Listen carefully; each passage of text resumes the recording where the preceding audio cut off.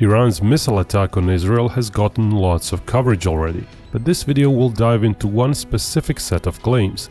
There were several apparent targets during the attack. Most missiles seem to have converged on three separate Air Force air bases and a cluster of 3 intelligence service buildings in Tel Aviv. Of all those, Iran's biggest claim, as reported by their social media, was that the attack completely destroyed Israeli Nevatim airbase. Another set of reports per Iranian Shafakna news agency is that 20 Israeli F-35 stealth fighter jets were destroyed on the ground. If true, that would constitute roughly half of the entire Israeli F-35 fleet right now. Israel, of course, countered those claims, saying that the entire attack on Israel produced little damage, and specifically that no planes were destroyed. Israel wouldn't comment on Nevatim specifically, but as per Wall Street Journal, US officials said Nevatim airbase suffered only minor damage. Of course, two warring sides in any war would have interest in not being truthful. So let's ignore all those claims. What does the data tell us?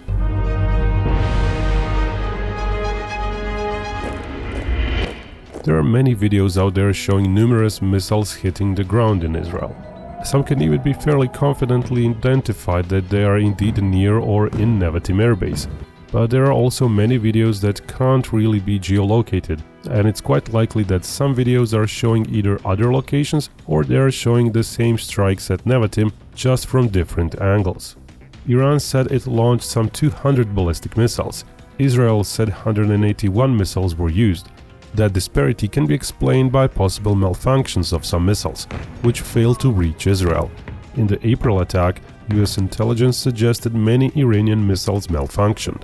Again, Israeli sources said most or majority of missiles were intercepted, without giving a precise figure. Back in April, Israel initially said 99% of missiles and drones were intercepted. Other Israeli media later suggested 84% interception rates. Later on, using imagery, it was apparent that at least 5, if not 7 missiles struck Nevatim airbase. This October attack was actually more potent. April attack used lots of slow drones and cruise missiles, telegraphing the attack. Fewer ballistic missiles were used. This October attack used ballistic missiles only, including most advanced models Iran has, like the Fatah, a maneuverable hypersonic missile. For the recent attack, Iran claimed some 80 to 90% of its missiles struck their targets. Of course, there's no way of knowing if the actual percentage of intercepted missiles is 20%, 50 or 80%. But that's actually not even crucial for our video. Let's play a little bit of devil's advocate here. Let's say that indeed 80% of 200 missiles hit targets. That's 160 missiles. Though there were 4 large target groups and possibly a few more small targets across Israel, let's say that half of the entire missile number hit Nevatim airbase. That's 80 missiles, and is a far bigger number than any of the videos suggesting Nevatim hits actually show. What sort of damage could 80 missiles do? That depends on many factors. One is warhead size. Iran's missiles need to cross over 600 miles to reach Israel. Carrying lots of weight over long distances is not easy, which is why everyone tends to make their warheads smaller and to compensate for that with precise hits. Iran can't afford to miniaturize their warheads to the level the US is doing it, but reportedly even their Fatah missile has a fairly compact warhead. There are of course other missiles with larger warheads, Emads, Ghadar, Khaybar Sheikhan and so on. But what does such a warhead do? A 1,000-pound warhead with some fuselae will leave a crater 45 feet in diameter, 11 feet deep. Same bomb with no fuselae will have those figures cut in half. This video shows a crater left by a missile somewhat near the building of an Israeli intelligence agency, visible in the distance. Depth-wise, that may be close to 6 feet, though perhaps not quite 20 feet in diameter. There's this very recent satellite image, allegedly showing actual aircraft shelters at Nevatim airbase with a hit. Those are shelters for large planes, 140 by 140 feet. But they're also basically just sheet metal, protecting the planes from the elements and spying eyes. Providing this is actually a legit image, it doesn't really suggest a powerful warhead. A really big warhead would have torn those metal shelters to bits. Also, there is basically very little other damage visible around the base in that image, except for that shelter hit. Visible parked planes might not have been there on the apron during the attack. There have been a few more satellite images leaking out, but even those mostly show misses, craters in the ground away from important facilities, with one possible exemption: this one little hole in a hardened shelter, inside which an F-35 might or might not have been parked. The Nevatim base is huge, one of the largest air bases in the world actually. It has 4 runways, various taxiways and a bunch of apron space. The entire base area covers over 9 square miles, not counting the security perimeter. Nevatim is home to Israel's most advanced fighters, the F-35s. 2 squadrons are active, with a third one forming up. Over 40 F-35s are usually present at base, but Nevatim is also home to Israel's more strategic assets, like its signals intelligence gathering planes and its AWACS-like planes, as well as in-air refueling aircraft. This 2022 satellite image can tell us just how big the base is. One can easily count at least 30 parking spaces with dirt revetments, basically blast walls around spaced-out parking spaces.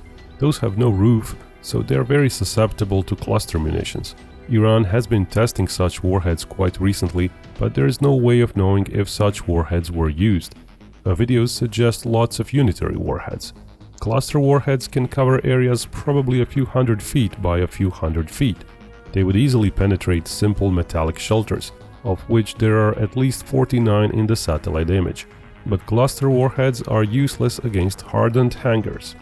There are some 23 individual hangars visible, which are likely hardened enough to withstand light damage, like one from a nearby missile hit or a cluster warhead bomblet.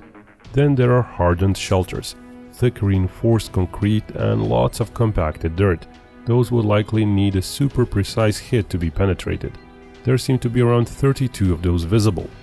Finally, there are peculiar underground areas, with some 12 entrances which also look very hardened.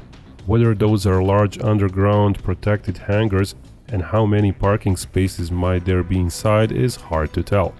But those might not be penetrated even by smallish warheads, even if hit directly. Planes themselves don't need to be inside hangars and shelters. They could be parked all around the base.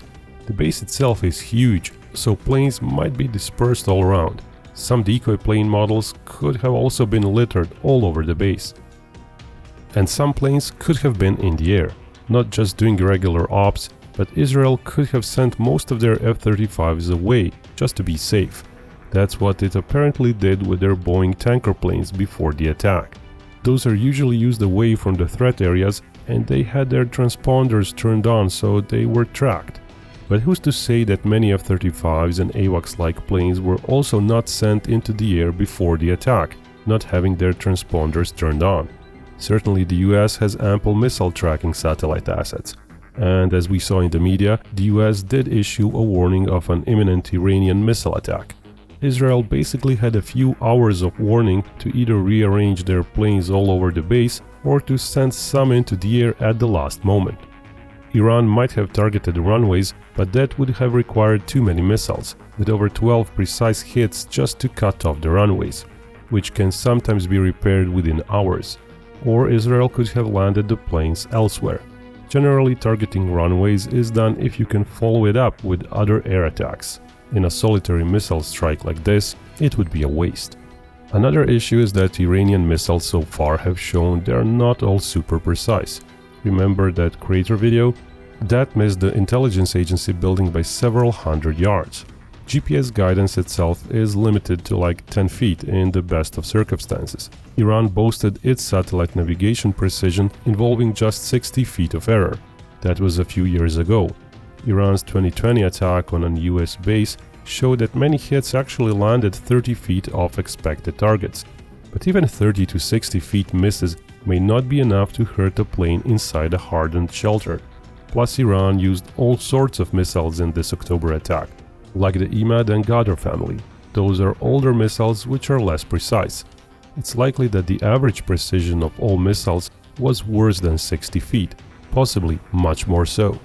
And as we said, there are a bunch of other variables in play. Not all planes being present. Iranian missiles generally not being super precise, lots of hardened shelters requiring exact precise hits. So even if those hypothetical 80 missiles we mentioned earlier did somehow manage to land at Nevatim, only a small number could have achieved precise hits. Of course, in reality, far fewer than 80 missiles hit Nevatim, as there were other targets too for Iran, and missile interception rates likely cut remaining figures at least in half. We're basically getting to a few dozen hits at most, which is what videos are showing. And a few dozen missiles landing all over such a huge base is not going to do much damage. Even if some manage to hit a shelter precisely, there's no guarantee a plane will be underneath, as there were more such shelters than planes present at base. To compound all those issues, Iran faced another one. It simply can't know where planes are. Nevatim is in the middle of nowhere, with a security perimeter fence generally 1,000 to 2,000 yards away from important facilities. It's unlikely Iran had spies monitoring airbase targets 24/7 and tracking planes being moved around the base. As for spy satellites, Iran doesn't really have many. It has a single optical imaging spy satellite of sufficient resolution to be useful. While it's plausible Iran matched its missile strike right after its satellite passed Israel, time would still have been required to interpret images, decide on targets, input targets into missiles and launch them. Coupled with missile flight time, there was likely at least half an hour or an hour of time for Israel to do the last of the rearranging of assets around the airbase. Ultimately, the Nevatim airbase is indeed unlikely to have suffered much damage. Sure, some shelters might have been destroyed, even some storage areas and perhaps some ammo depots might have been blown up. It's possible even some planes have been damaged, of course. Maybe some were even destroyed, but claims of the base itself being destroyed are not true. 20 F-35s destroyed are also an impossibility. Nevatim airbase is likely to have shrugged off this scratch and will keep on operating as usual.